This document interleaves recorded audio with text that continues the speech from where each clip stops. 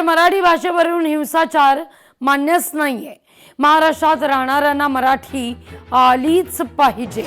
महाराष्ट्राची मनोवृत्ती कधीही संकुचित नव्हती असं राज्याचे मुख्यमंत्री म्हणतात।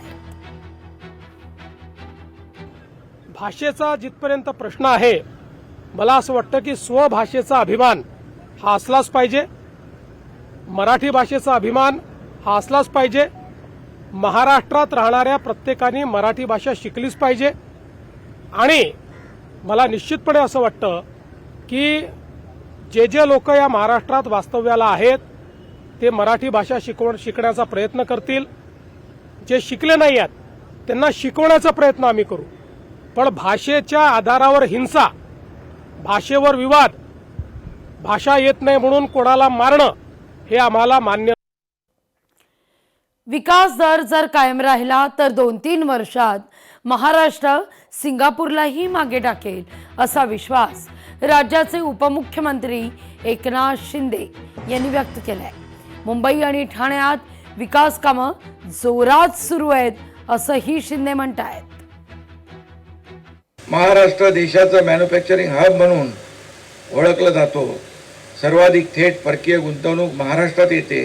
आज आपण या ठिकाणी आपला आजचा विकास दर जो आहे तो कायम राहिला तर पुढील 2 ते 3 वर्षात आपण UAE आणि सिंगापूरच्या अर्थव्यवस्थेला देखील मागे टाकू शकतो।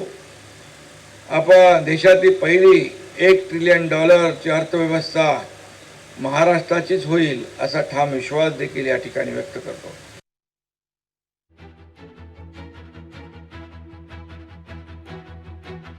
ठाण्यात आपण अंतर्गत मेट्रो देखील करतोय। ही मेट्रो मुख्य मेट्रोला जोडली जाईल।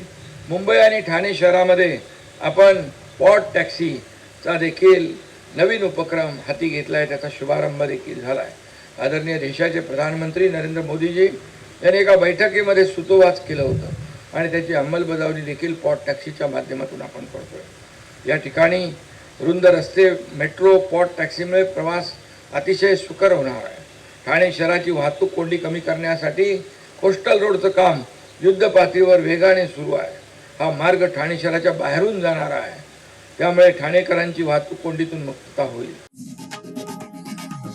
लोकशाही मराठी ऐका, पहा, जागरूक रहा।